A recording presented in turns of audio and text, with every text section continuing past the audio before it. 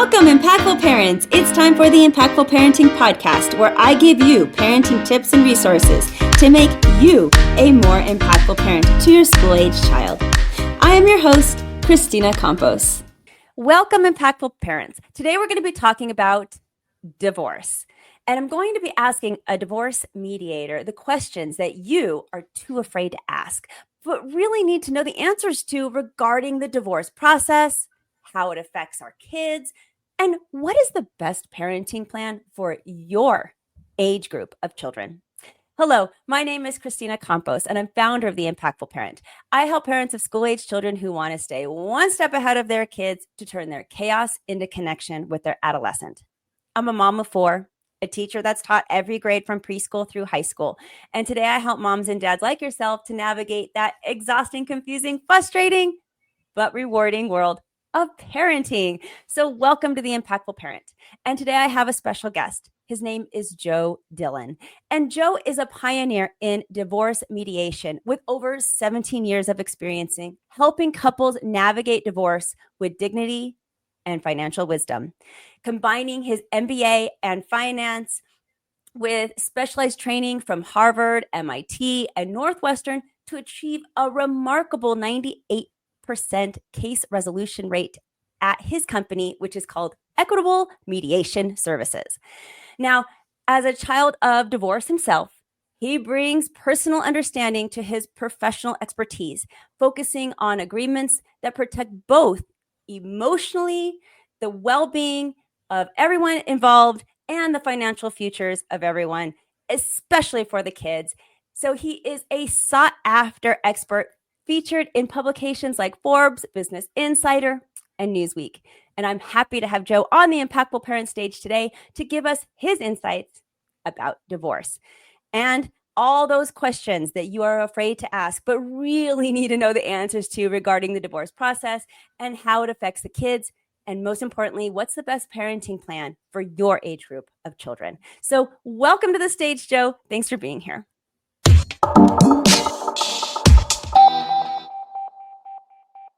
Thanks, Kristina. That's quite an introduction. So that guy sounds pretty interesting. So hopefully we'll get to talk to him today. Well, you work with couples who have already decided to divorce. So What do you tell parents who are worried they've somehow failed their children by not being able to make their marriage work? Because I know this weighs really heavy on a lot of parents' hearts. It does. What I tell them is that you're modeling excellent behavior by settling your divorce through mediation. So you're choosing to be amicable. You're recognizing that you're no longer going to be husband or wife, but you'll still be mom and dad, which is a very important role, as we all know. And you're really showing them that even though people might not agree on certain things, that they can put those differences aside and still communicate respectfully and still do what needs to be done as a parent, right? A parent's work is never done. And at the end of the day, you're showing them, look, just because we don't love each other anymore, it doesn't mean we don't love you. So they really feel like if they can continue that behavior. Now, certainly someone who goes through an adversarial divorce, that's outside of my realm, right, as a mediator. But that's what I tell folks. And I hope it resonates with them because it really is. It's a difficult decision when you're a parent. There's no doubt about it. Yeah, and I'm glad you pointed that out because a lot of parents forget that kids learn from watching more than any other thing, more than Google, even more than their, they are watchers and they are watching when you think they're not watching. So what divorce does is it gives us an opportunity as parents to show how to deal with conflict, how to deal with somebody that maybe you don't agree with, maybe that you might not even like anymore. And your kids are watching you through this process. How are you handling your stress? How are you handling your anger? And they take all of that to heart. So I'm glad that we started with that because the eyes are definitely upon us. Oh yeah, the eyes and ears are open. If you ever want to like spread the news about something, tell a 3-year-old, right? And tell them it's a secret. Say, listen, this is a secret. Don't tell anybody this. the entire neighborhood will know in 5 minutes. That's exactly it. Exactly.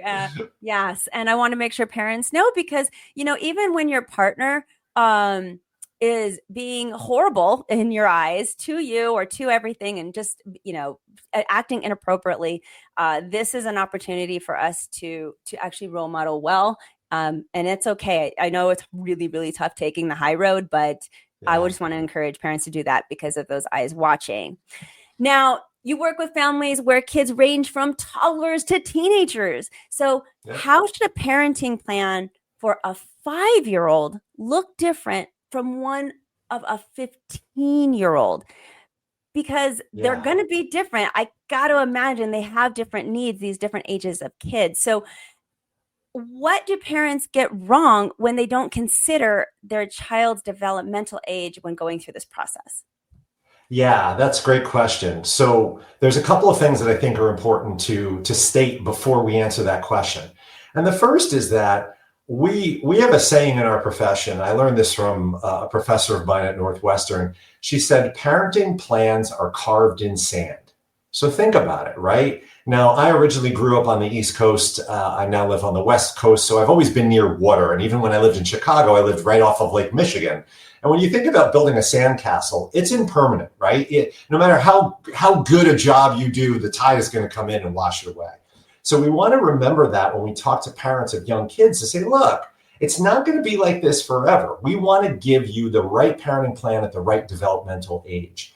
And so the mistakes they make, number one, is thinking that once we set a parenting plan, that's it. This isn't set it and forget it. This is, you're going to review this thing every year, every couple of years and say, is this working for us? Is this working for our kids? And if not, I teach them in mediation how to adjust those plans. Now, here's an important consideration.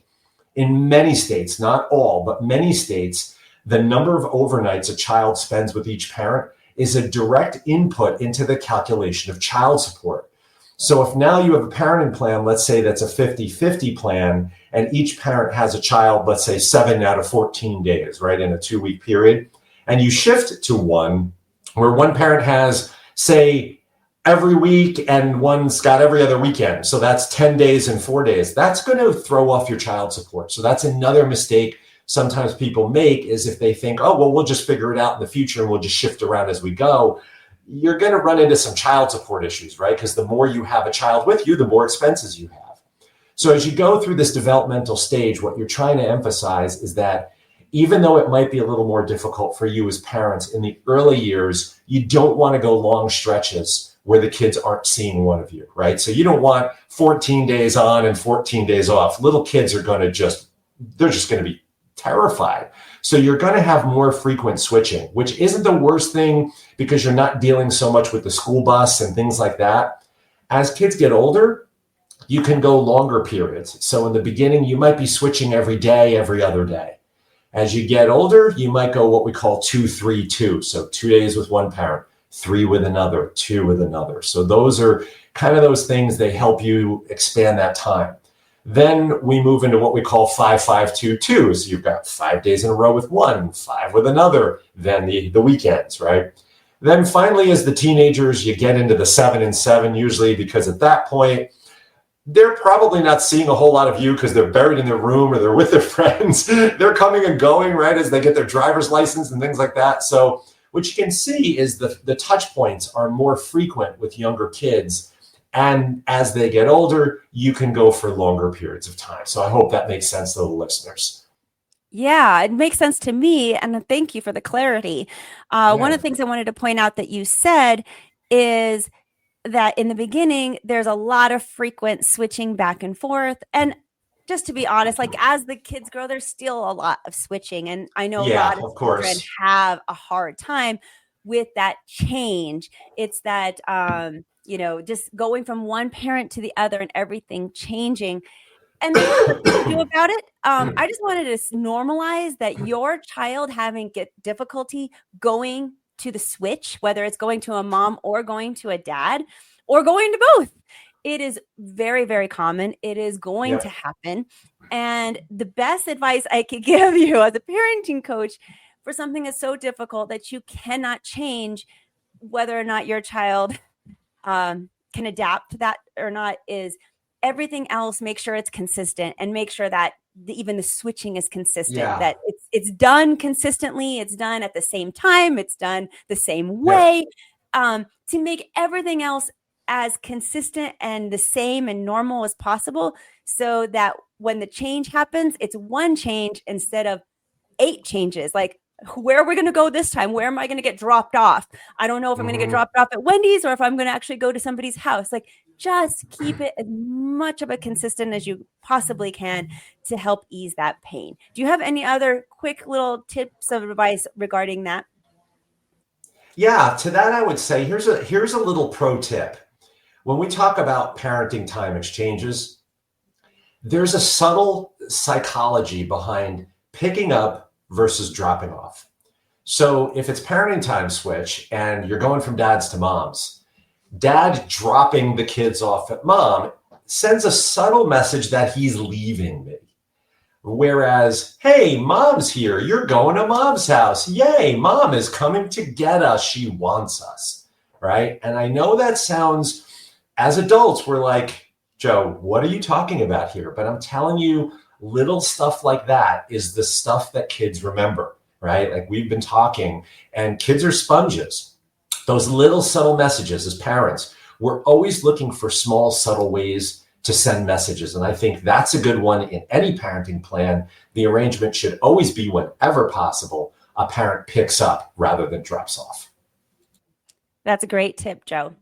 Now, what would you tell a parent who knows their marriage is over, but is paralyzed by the fear about how the divorce is going to impact their kids? Another big topic I know parents really struggle with. So where should they start to protect their children during this process?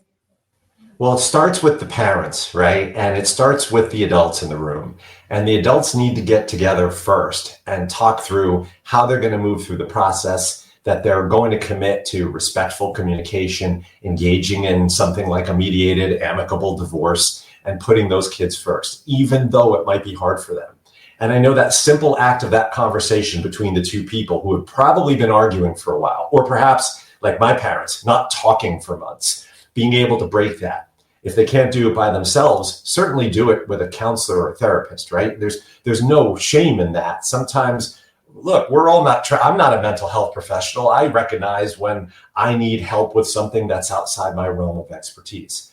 Then, as a unified front, being able to sit with your kids, of course, age appropriate. And a lot of folks are truly surprised. And again, the theme here, kids are a lot smarter than we give them credit for. And now I'm not saying you're going to dump on a 1-year-old an entire relationship history, but even little kids can absorb basic messages. And I'm a child of Sesame Street and the Electric Company, right? Public television. And Sesame Street, the Children's Television Workshop, has a great guide for parents on getting a divorce.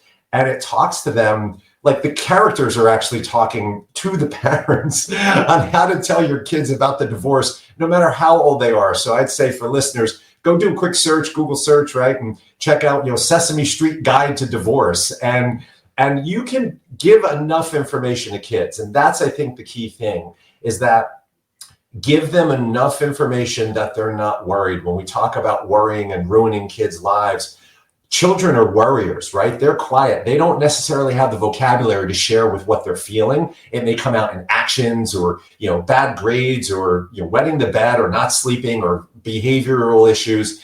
And so as parents, we want to make sure we give them enough information that's age appropriate. That's the best thing I think you can do, is not keep your kids in the dark. I basically found out my parents were getting a divorce as I watched my dad drive up the driveway with his car filled with stuff. So when I was like 14, and I'm like, I'm an adult. Like, I know what's going on here, you guys. Like, you could have sat down and talked to me. I understood that you haven't been talking for months on end. So that's the wrong way to do it, just to be very clear. And so that's what I'd say is, if you're worried and you're paralyzed, get your stories together, get the unified front, and have that conversation, and then leave it open-ended. If you have any questions, mom and dad are always here. That, to me, is the best way as parents you can break through that barrier, ease ease the kids, worries as well as yours. Now, once you get divorced, here's a question that I get all the time as a parenting coach. Yep. How do you handle high conflict situations when one of the parents that you're working with here is just unmovable? And you just feel so stuck and frustrated. And I mean, you want to pull your hair out. So what do you say for parents who are dealing with a really unmovable co-parent? I think a lot of that comes from the reaction the immovable parent gets, the rise, right? They're looking to see that they still have some impact on you. And the way I suggest people, remove that or not do that is to use something like a parenting app. So rather than communicating in real time on the phone, communicate through the app. The app will keep track of all your communications. I know I'm a terrible texter on the phone, right? So I know my messages are going to be short. And that's a good way to kind of clip that communication in the bud. In other words, don't stop communicating, just change the methodology. Don't tell the other parent that, there's a dance recital Saturday at 11 a.m. Put it on a shared calendar and make the responsibility theirs to get that information, right? Minimize the interactions that you have, and that will go a long way towards, when you think about a fire, it needs oxygen, right? That's what those conversations are to a high conflict person. They're looking to continue to add that kerosene. Just take the oxygen away from the fire. Don't give them the rise. And eventually what I've noticed, even in my own sessions, right, even in mediation sessions, people get bored. The high conflict person gets bored when the other person, doesn't care anymore. And they calm themselves down. It sounds cliche, but I've seen it time and time again. So that would be my advice to people. No, that's great advice, because I'm going to 100% agree with you. And a lot of parents don't know about these third-party apps that are literally meant for that, for divorced couples to communicate. And let's clarify too that Joe is not saying stop talking to that other parent. No. You're just not talking to them in a text or on a conversation on the phone. You're still telling them everything about the child's life. You're telling them when the recital is and when they get out of school, and if there's no school that day, and if they need a doctor's appointment. You're communicating still. It's just through an app that it's all documented on. Right. And then you also have that documentation. So exactly. if it comes later, you have it all there. That app keeps all that for you. And you can go to a mediator, or if it got too bad, you actually got to go to a court. You can say, look, no, I've been communicating everything. So I love those apps. And what you said, I think, is just spot on. Now, moving on to the next thing, Joe, when divorcing parents come to you and say they want to put the kids first, as we all do, what does that actually look like in practice? And how do you help them distinguish between what's genuinely best for their children versus what does make the parents feel less guilty? Yeah, therein lies the rub, right, Kristina? I want to put the kids first, as long as it's not Monday or Tuesday when I have gym, and then Friday where I play poker, and then Saturdays I want to go to the beach. It's like, no. Right? When we have kids, whether or not we realized it, we signed up for something, whether you wanted to or not, right? And these kids are fully reliant, even though, of course, many of them will tell you they're not, but they're fully reliant on you to care for them and feed them and guide them and educate them. And so one of the things that we see, right? So putting kids first, it's most parents, I'll move you through the spectrum. So most parents think putting kids first means that I am going to see them as much as possible, right? So that I'm going to be actively involved in their lives. However, let's take, for example, I'm going to just pick on, I grew up in the New York City area, right? And a lot of people who worked in New York lived in New Jersey or Connecticut or other places. And it takes a really long time to get into New York City at rush hour and a really long time to get home. So these parents, for example, who say live in Princeton, New Jersey, which is about an hour's train ride, but knowing the trains in New Jersey, it probably breaks down every other time. They're saying, oh, I'm going to gladly pick my kid up at 3 every day when it's my parenting time. I'm like, no, you're not. Like, I can't say that out loud, right? Putting your kids first is one thing, is acknowledging your own limitations, despite you wanting to be there. And of course, I know my heart breaks for you. Rather than have your kids sitting on the curb outside of daycare until 6 p.m. by themselves, say, look, I love you. I really want to spend time with you, but dad or mom works in New York. And so what I'm going to do, the minute I get home, I'm going to pick you up from mom's, and then we're going to go and do X, Y, and Z, right? So that's one piece. Another piece is the financial piece. People think that they say, well, I'm paying child support, or I'm paying alimony, because alimony also is a factor in child support in a lot of cases. It's like, yeah, but these are state guidelines. And I truly admire the people who sign up, economists, mental health professionals, government people, to try to figure out what a state child support guideline should be. I don't want that job. I don't know how you calculate the average cost of raising a kid throughout a state, right? Especially, I live in California. California's huge, right? So how do you figure out the difference between San Diego and, San Francisco, right? So the other thing is, when we talk about putting kids first, it might mean paying more than the child support guideline. It might mean saying, look, I recognize that this is a guideline number, and some people are really surprised to find out just how little that money is. And along those lines, it may also mean, now I grew up in my marital home, my mom kept our house, right? But it may be that if you're going to keep the marital home, that the other parent may need to live somewhere that is not necessarily ideal, like a studio apartment or a one-bedroom place, because the money that they're going to need to provide the other spouse to keep that home in good working order and keep it safe and comfortable for the kids is going to be far greater than the guideline, and probably prevent them, unless they're very wealthy, from getting a place of equal stature on their own. And that's what happened to me. My mom kept the house, but the child support she got and the alimony she got was not nearly enough. She worked 3 jobs. I would see her at 9:30 at night when she'd come home. I mean, in a weird way, I learned how to cook. I learned how to do laundry. I learned how to cut the grass. But I didn't really want to learn those things at 14, right? But I did, because she had to do that in order to keep the home. So that's when we talk about putting kids first. It's recognizing it's not that you don't love them. It's not that you're any less of a parent. It's just saying, admitting to yourself that as much as I want to be home at 3 o'clock, I work an hour and a half away. I work on Wall Street. I'm not getting out at 2:30. I can't do that. And also recognizing that the financials might need to look different than what the mandated crank the handle state guideline looks like. So those are the things that really do crop up a lot. And they're hard conversations to have, because the other parent says, well, I want to have a place that I'm proud of, that the kids can come spend their parenting time with me, right? In those situations, we might recommend a nesting plan where that parent comes over to the marital home and has their parenting time, and parent A vacates, right? So the parents are rotating in and out of the house, and the kids are staying there, so that both of them get the advantage of that home.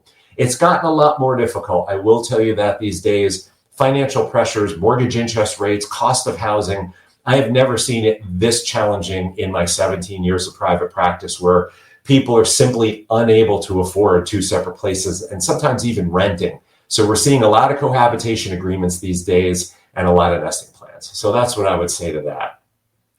There are so many things that you said there that I just want to touch upon. One of them is admitting our limitations as a parent is so hard when you're going through a divorce, because you want things to be equal, and to put the kids first truly by admitting some of your own limitations, whether it's not being able to be there quite as much as you really want to be, or even being the bigger person and spending or giving more to your ex-spouse for alimony, so that it's for the betterment of the children. I mean, that hurts us inside. To be a bigger person, it's so difficult. But in the long run, I'm glad we're talking about it, because if our listeners can be that person, oh man, it's just so much better for everybody. And you brought up another subject about creative or non-traditional scheduling solutions that have helped parents. And I'm curious of which ones that you have helped parents implement. And one of the examples that you said is, what do you think of that new idea of letting the kids keep the house, and where the Right. kids keep the house and now the parents have to go find somewhere else to live. Yeah. I know it's not for everybody, and it's definitely probably for the financially well off. However, as an outsider, I love this idea where the kids are stable and in one location and in the place where they grew up, and they're comfortable, and the parents are shifting and taking the brunt of that. And at the same time, I know it's not for everybody, but just in general, what are those non-traditional scheduling solutions that you think have worked well depending on the family? Yeah, so if you've got a bit of the means to do so, nesting plan can work. Now, I will say to listeners, nesting plans tend to be bridge type solutions, 1 or 2 years, right? After a while, it gets a little awkward where you're in a studio apartment and you're rotating in and out, and you're like, oh boy, I just want to get on with my life, or I met someone new and I don't want to have them over here, right? Those kinds of things. But one idea is to keep the home and then to rent as small a place as possible. Keep the expense low. You share that place, meaning you are rotating in and out.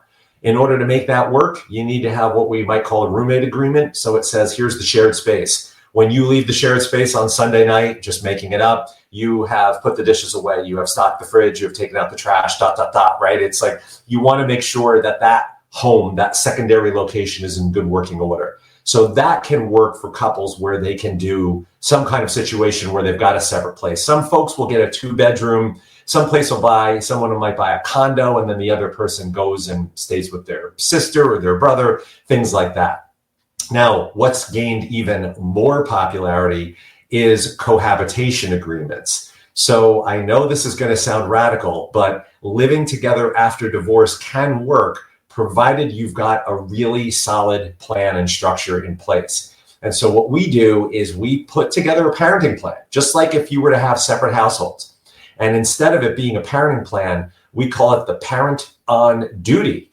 So let's say Monday night was supposed to be your night, Kristina. Tuesday night was supposed to be my night. And if we were living separate and apart, they'd be by your house that one night, by my house the other night. Now it's Monday and they need dinner, or they have homework, or they have to be driven to soccer practice. That's you. Tuesday, it's me. We're still cohabitating. We're still recognizing that, okay, we've divorced now. We have officially divorced. Here's how we're going to handle the household finances, and here's how we're going to handle our parenting duties. And then in that situation, what we have, and the same with the nesting plan, is we usually like to suggest a quarterly check-in, because a year might be too long, right? That may create some conflict. Quarterly check-in, if both parties agree to continue it for another 90 days. If one party says, can't do this anymore, consider that the 90-day notice, and then within 90 days, a home is placed for sale or a separate residence is established. But I got to say, what's really interesting is we've been blogging for 17 years. We've written a lot of interesting blog posts, and some of them have really gone viral and been very popular. Our most popular post right now is called, Can Living Together After Divorce Work? The answer is yes. That is our most popular blog post right now. Not how much is alimony, not what is child support, all the stuff that you would think as a divorce mediator is throwing out there. It's that post. So that really sends a strong message as to what's going on in the general economy and what's happening for people's finances. So you can get divorced. It can give you that psychological release. Okay, I'm no longer married to this person, if that's what you're choosing to do. And you can still cohabitate, provided you work with someone like me that can help you put that kind of structure in place. So I'm excited to hear that there are other options out there, because I think that sometimes when we're going through divorce, we don't realize that there are these other options. We think of divorce as one way. So I'm glad to hear people are starting to expand. Along those same lines, when parents are creating custody schedules, they often focused on making things fair. Again, we want things fair all the time between the two adults. But how do you help them shift their thinking to what actually works for their specific child's personality and their needs? Yeah, that's a great question, especially with young kids. And I'm going to say something that a lot of the parents are going to get a giggle out of. And this is a statement I use in mediation when I run into a parenting impasse. There's a psychology that parents have about sleepovers. And they say, well, it's only fair if the kids stay over at my house 50% of the time, right? And I've been practicing long enough, and we track a lot of information, as you would imagine. And when I started practicing, about 10% of our clients had what we call 50-50 parenting plans. So it was equal parenting time. Today, it's about 85%. And that's really quite a shift, right? It didn't go from 10 to 20. It became the norm. And so when you get folks who are really insisting on a 50-50 parenting plan, we try to talk to them about what is it that you're worried about. And it's usually they're worried about that their kids are going to forget them, or that the other parent's going to badmouth them while they're not there, those kinds of things, right? And I explained to them that parenting time isn't about sleepovers. It's about parenting time. It's about awake time. And so the line I love to use, especially with young, parents of young kids, because that's usually where we get into a lot of it, where they want 50-50 and I want them for a week and all of that. And that's probably not the greatest. As I say, okay, let me ask you a question. What's your favorite part of parenting time? Is it Saturday afternoon at 3, you're on the swings at the park, you're running around, you're giggling, you're laughing, or is it 2 a.m. when there's a monster in my closet, right? Now, and that's what happens, and they get a giggle out of it. I say, look, parenting time isn't when your kids are asleep. Parenting time is when they're awake. And even if it's the bedtime ritual that you like, there's nothing saying, and this is how we get through that impasse. Usually the other parent will chime in and go, listen, I'd be happy if you came over and did the bath and read the story and brushed the teeth, because I can't get that toothbrush in their face. The other parent's like, really? I said, of course. I'll go downstairs. I'll watch my shows on Netflix. I'll have a cup of tea. Go for it, pal. Right? Right? I think that goes back to understanding our own limitations too. Exactly. Right. So you get people to giggle and they laugh at their own foibles, and you say, yeah, you know what? Okay, this works. And along those lines, right, kids, right, I'm a creature of habit. So I'm such a routine person that my wife is like, you are like a clock. Like, you're just so mechanized. So recognizing some kids like me need that specific routine. And our apple cart would get upset if we were in this place at this time on this day. Other kids are a little more laissez-faire, a little more flexible. And as parents, you're tuned into that, right? And that can help say, you know what, these kids could go with the flow. They could do 50-50. Whereas the other ones might say, listen, Sunday through Thursday night, Olivia or Johnny or whoever has to get up and have their cereal in their chair at this time and get the bus in front of our driveway. And so Sunday through Thursday nights are going to unfortunately probably be with me, or fortunately, and then we'll work out some other parenting arrangement, right? And that's the kind of stuff that when you get parents talking about it, it's usually they're doing it because they're trying to win, right? They're trying to get something over on the other parent. We're saying, oh, no, this isn't about you guys. What do the kids do? I asked them these routines. When do they get up? What do they do? What do they like for breakfast? Where do they stand? Where's their bus stop? And then they start realizing, like, yeah, I'm going to have to get up at 4:30 to shower. Then I can get the kids. Then I drive them over to the other house. Yeah, maybe that's not a great idea, right? So most of the times that works. Not all the time, but most of the time. And I love that, because it is knowing yourself, what you're capable of, what your strengths are, what your weaknesses are, and to admit that during this process for the betterment of the children, because you are going to be a better parent. You're going to show up better for them when you can emphasize your strengths and not have to do your weaknesses. So I love this idea, because it's going to make you a better parent. Yep. But Joe, what if your kids are old enough to have a say in where they go? Oh, yeah. And now that's a whole different ballgame than us dictating it. So how will that work if you just have a child who's like, I would rather not go to mom's house or dad's house, whatever that looks like, because it's inconvenient to the kid, or maybe it could be about the parent, but a lot of times kids just don't want to move back and forth, or whatever their reason might be. Now they're old enough to choose. What do you say for parents like that? Yeah, there's 2 scenarios that play out like that. And you hit on both of them, actually, Kristina. So let's talk about the first one, where there's an issue between the kid and the parent. Now, as kids get older, right, they have their own opinions, they have their own wants and needs. And as parents, we sometimes have a difficult time acknowledging that these are now, they're not fully functioning adults, let's be clear here, but they've got enough moxie and enough vocabulary to let us know really what they're thinking. And so first things first is it may be helpful to go and speak with a therapist together, you and your child, and try to work out whatever issues are happening between you, right? And I've had friends and I've had clients who've done this, where the child has gone in and spoke to the therapist, the adult has gone in, the parent, and then they collectively had. So if they can work out their differences, sometimes that can lead to more parenting time with the other individual. But if not, no problem.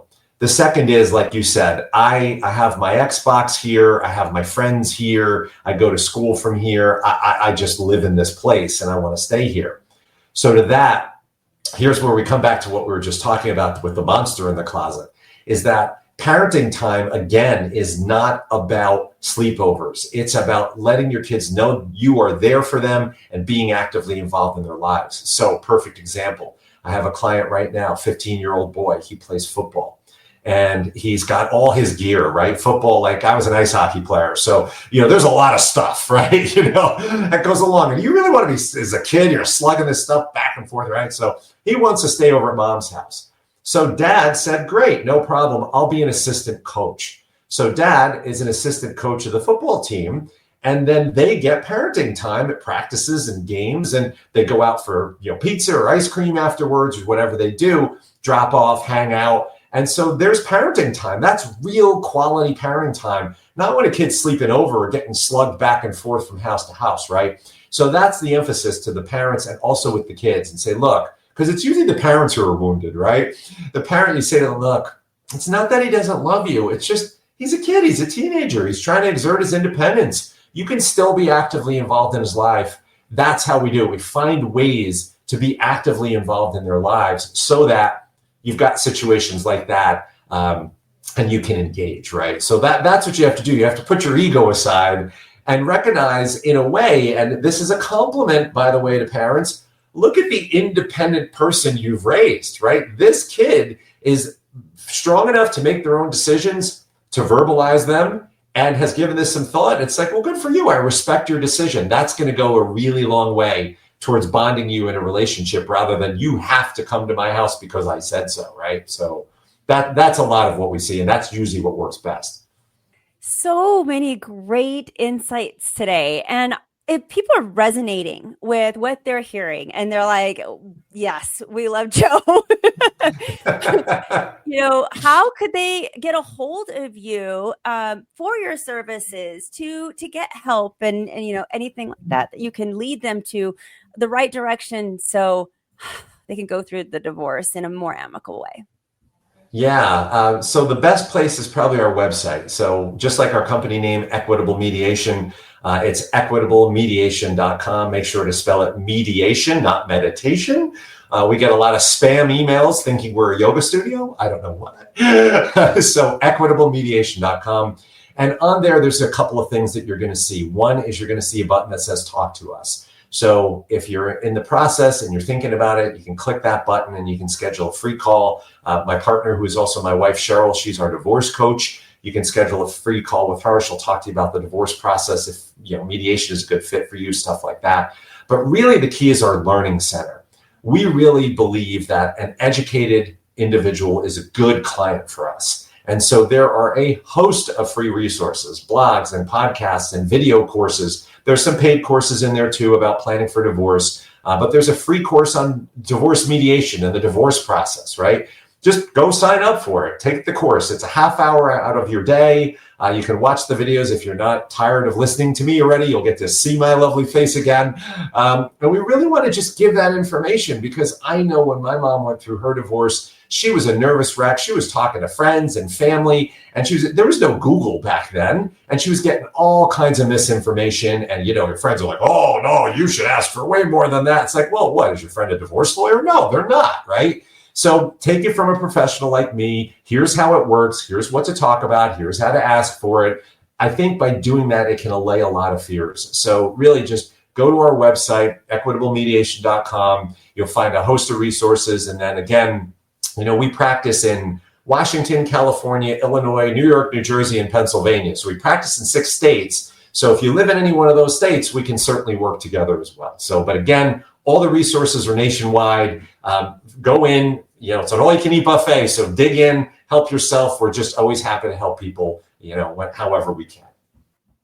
And I'm super excited because you have a freebie for our audience today too. It's an ebook. Can you tell us about that? What is it?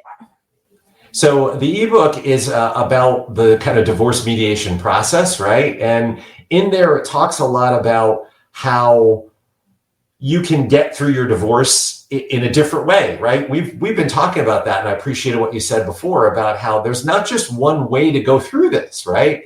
And so educating yourself and learning that there are alternatives and learning there are options certainly is the best way, in my opinion. Not everyone can mediate. I'll be very clear, right? You need to have certain conditions. You need to be willing and able and not of, there's no domestic violence and there's no substance abuse. There are certain things that limit people from doing that.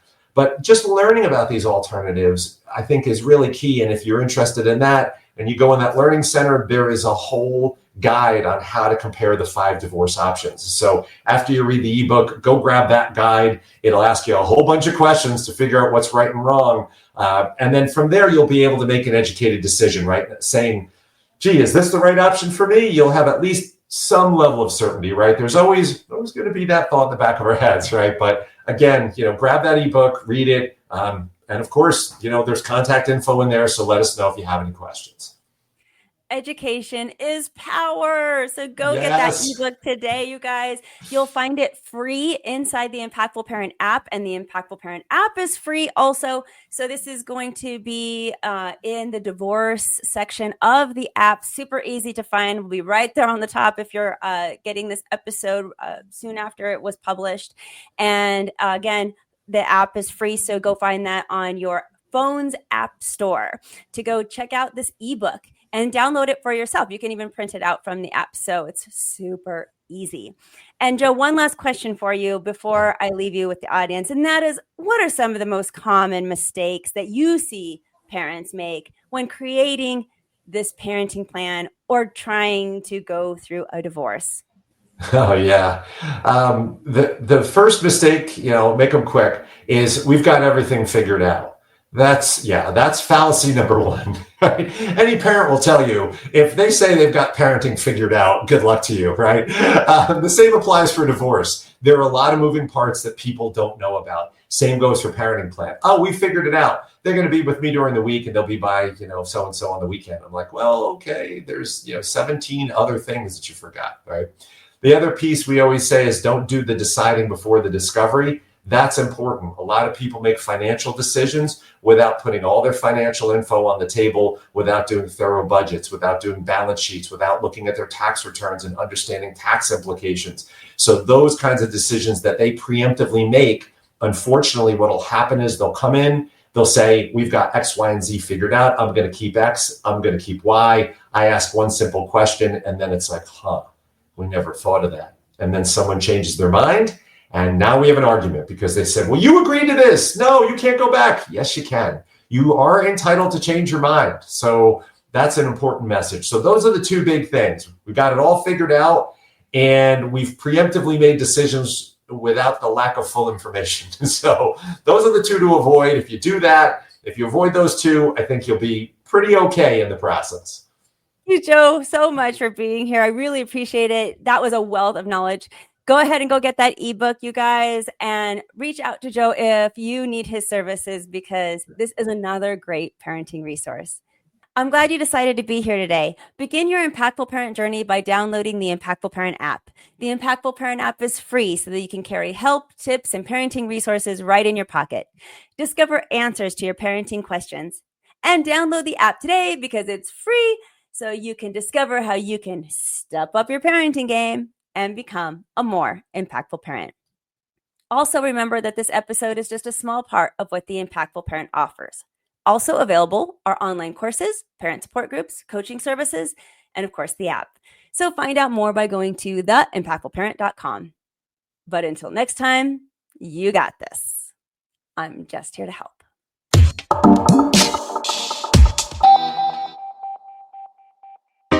Thank you for listening today. Remember to subscribe and share this podcast with a friend. And don't forget, the Impactful Parenting Podcast is an extension of the Impactful Parent community. Go to the Impactful Parent website and download the free Impactful Parent app so you don't miss a parenting tip that can help you and your family. Thanks for listening today. So go to theimpactfulparent.com and see you next episode.